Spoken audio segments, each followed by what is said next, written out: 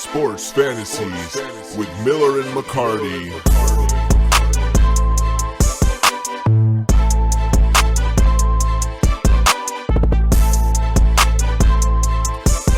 Welcome back. Sports Fantasies with Miller and McCarty, doing some baseball dynasty mock drafts.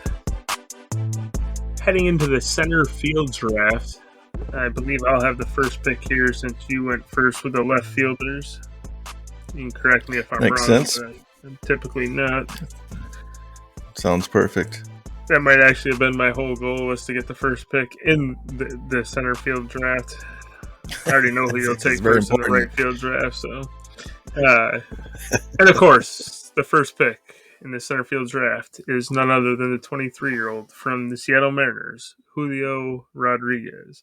Averaged 4.7 points per game in our league last year. Had 37 doubles, 32 home runs, 103 ribbies, 37 stolen bases, and 47 walks. And again, he's only 23. He went 4.4 2 years ago, 4.7 last year. I think that number is going to go up. I wouldn't be surprised at all if he hits 5 points per game this year. Yeah, slow start last season too, and still ended up with those numbers. He did, yeah. And Buggy, if you are listening to this, you need to trade him to me. It will really help your team. So. Yes, Buggy. I completely agree with that at one. So at number 2, then another guy that seemed like took a little bit to really come into his prime here, but that's Luis Robert or Robert, depending on who's saying it. Luis Robert Jr. I'm going to say 26 years old. Broke out last year. 38 home runs, 20 stolen bases. The average dipped a little bit, but I think that comes back up. You still have a little bit of an injury scare there, I think, if you're going number 2 overall with him. But he's shown that he's going to have the potential moving forward now. Similar numbers, 35 to 40 home runs and 20 plus stolen bases. All right. I like that. He was actually my number 2 as well. I would want Robert. You went Robert. I don't think it matters. According to the TV and the radio, I think they usually go Robert, but what do those guys know? I think the show says Robert, so that's been throwing me off. MLB the show, you know. Yeah, I knew exactly what you're talking about. I'm pretty excited. The new one of those comes out in like 2 weeks, right?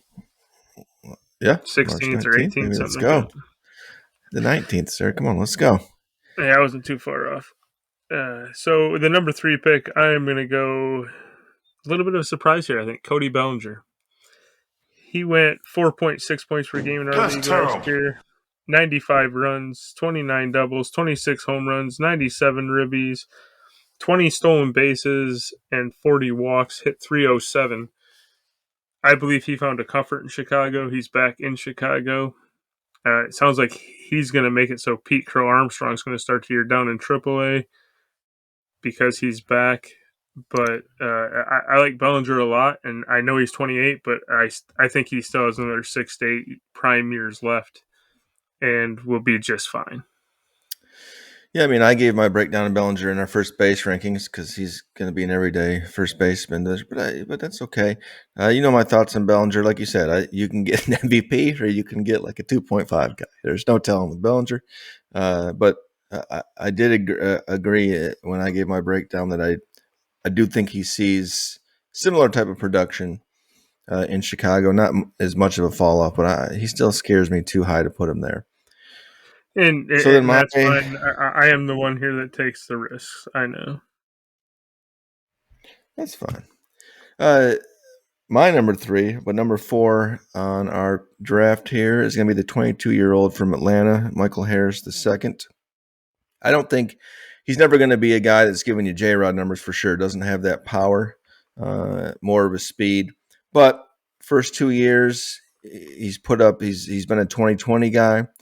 His contact rate did improve last year. His exit velocity increased, so he's continuing to show a little bit more power. If he can ever become a 25 home run guy even and getting that 25 stolen base range with that lineup at that age, I think he's going to be one of those guys we talked about earlier, like in left field, where you got that pretty safe floor every year with the potential for more. Yeah. No, I think that's fine. I had him at 5 on my list, but I I can see him being as high as 3 because of his age, especially. So with my next pick, I'm going to go Cedric Mullins, a 29-year-old. He only had played 116 games last year, still had 23 doubles, 15 home runs, 19 stolen bases, 74 RBI. I believe over a full season, you see an increase in those numbers. I think he gets back to 4 points per game this year with our scoring. He's been just under the last couple of years, 3.6, 3.7, 3.8. So I'm going to take Mullins here and feel all right about it. I like him more than a couple of the other guys who might score higher, but will only play 100 games. So, only reason Mullins did not make my list was just there's been a very large decrease in stolen bases every year for him, even with the new rules. And so that worries me a little bit about him, that he's not running anymore. And if you're not getting those stolen bases, you're going to lose some points there. Still going to be a pretty safe floor, like you've been saying, but I don't know if he's got that.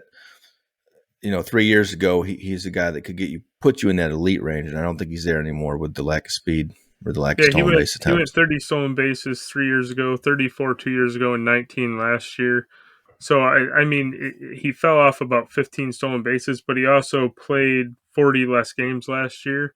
So I think as long as he plays, I think those stolen bases go back up to 25 at least. I mean, if he gets that 150, 155 games played range, maybe there's something I'm missing. Maybe he's an injury threat now, but I like him with the 5th pick. Speaking of injury threats, that's where I'm going at number 6. If you get 110 games out of this guy, you should feel good about it. It's Jazz Hands himself, Mr. Jazz Chisholm Jr., 26 years old. Look, last year he was on pace for 35 home runs, 40 stolen bases, which puts him up near the top of the game. He's going to give you a decent average. Again, though, this is a complete gamble here. You get elite numbers, but is he going to play? You got to weigh that out as a player. 100%. And the next couple of guys on my list are big injury guys. The next guy who's still considered the number 1 or 2 center fielder in the game, I think number 2 now. I think Julio finally passed him on the MLB rankings, but it's Mike Trout, right? I mean, he averaged 4.4 last year. He is 32 years old. He hasn't played more than 130 games in the last 4 seasons, but I mean, last year in the 82 games he played, he scored 54 runs, had 14 doubles, just under 20 home runs, a little less than 45, runs batted in. He's not going to get you any stolen. He got 2 stolen bases last year. Hit 263. He's done running. So I think his average fell a little bit, which might be a little nerve-wracking. But if he's healthy on the field, you're getting somebody a lot better than the number 7th center fielder. The problem is he just hasn't been healthy in the last 5 years. So yeah, he didn't make my list just only based on injuries alone. I was trying to see what his ADP is right now. So he's around 51, between 51 and 52 on Fantrax, which makes him a 4th round pick. Look, I think if you get Trout in the 4th, you're willing to take that shot. I don't have a problem with that. I mean, it seems reasonable. He didn't make your top 10 center fielders. No, because any guy I bring up here, well, I shouldn't say any guy I would take in the top 4 rounds, but the first 5 guys I would. All right, so at number 8 then, a guy that I would still take over. Hang on, real quick. You would take Jazz Chisholm over Mike Trout. Absolutely, yeah. That's impressive. Just because age. Yeah, I mean, but the thing that concerns me is has Jazz ever played 162 games? I doubt it. I wouldn't think so. Of course, it's only been maybe 4 seasons. He played 21 of 60, 124 of 162, 60 of 162, and 97 of 162. And he's young, and that's when you're supposed to be putting up 162 game seasons. He's 26. So he's only 6 years younger than Trout, and he's in the last 3 years combined, he hasn't put up 162 games. Well, it's okay. I digress. Look, by the time he's 29, he can probably hit that 162 if you take in the past 4 seasons. No big deal. Yeah, I mean, My number 8. over his career, sure. My number 8, another guy I would take over Mike Trout still. Really young guy, but I do think he makes the roster out the gate. It's Jackson Chourio, 19 years old in Milwaukee. His first year in AA and AAA last year hit 283, 22 home runs, 44 stolen bases. He's, I think, a top 3 prospect at the moment. MLB rated him out 65 power, 70 run. He's going to be a 30-40 guy if he hits his potential. Such a scary word, that potential. I know.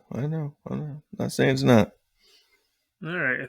I think you might like this pick from me here. He is a little bit older than you like. I mean, he's 26. So I guess he's same age as Jazz Hands. He only went 3.5 last year.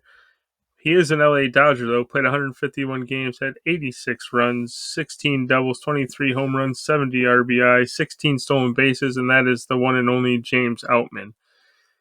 This is a guy I actually had. I considered taking a little higher here than I did at one point. I had him in my top 5, and then I dropped him down. I moved a couple of the veterans who had some injuries, ahead of him, and he ended up number 7 on my list. But I like James Outman a lot at number 9 in the center field draft.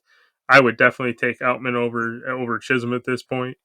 I think and they're the same age. So, but Outman plays on a better team, better lineup. Has proven he can at least play 150 games in a season.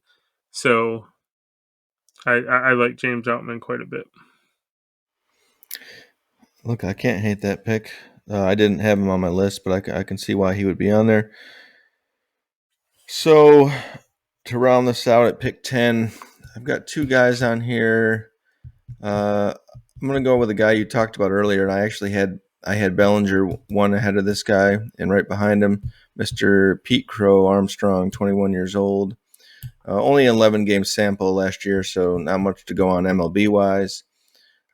There's a lot of swing and miss there. He's going to have to work that out like every MLB player, but I think eventually he's got a ton of speed, a little bit of pop. I think he's a future 20-40 guy if everything works out, but I'd be okay going him at 10 overall.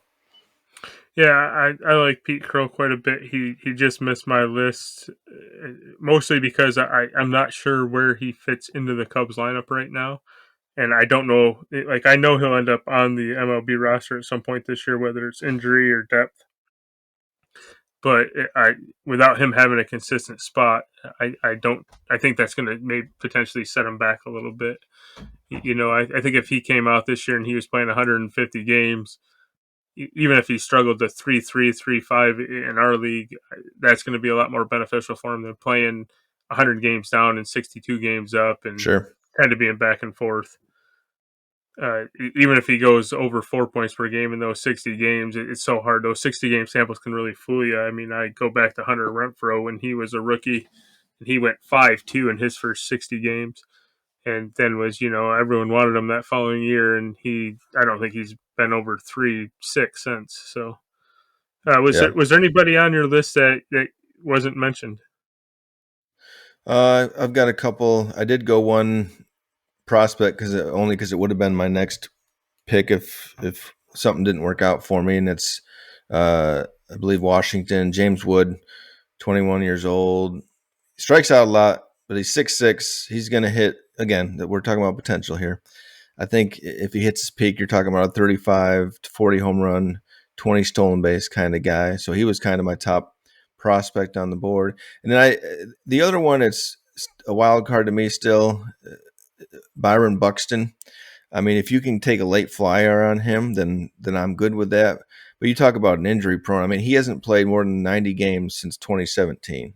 So we're going on 7 years now that he hasn't even touched 100 games. So you already know what you're getting out of that. He didn't even play in the field. He only DH'd. Yeah, it's true. That's all I had.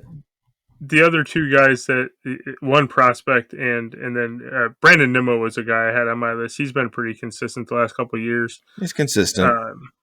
He's been that 3.6, 3.8. I think he has a 4.1, kind of 4.2 ceiling. Mm-hmm. But as we talked about before, consistency can matter. The guy I was surprised. I almost took this guy pretty high, and then I decided to wait, and then eventually he just kind of fell off, and that's Jason Dominguez, the Yankees prospect, who's only 21 years old. I know he's coming off an injury, but I was actually surprised you didn't take him, because I know when we do these, you tend to lean very young. I was really surprised you took Pete Crow over him, because I think Dominguez has that. Full disclosure, I completely forgot about him. So if you told me, if you brought that up beforehand, he would have definitely made my list. But I would take him over Bellinger. But so you mentioned Jackson Churro, and then I had Dylan Cruz on my prospect list too, because of course I did the prospects, because again I forgot that you said we weren't doing them. But so yeah, I mean, that rounds out center field for us. We're flying right through these. We'll be back to do another surprise position. Surprise. 5. Thank you for listening to Sports Fantasies with Miller and McCarty. And be sure to catch future shows wherever you stream. Bye-bye now.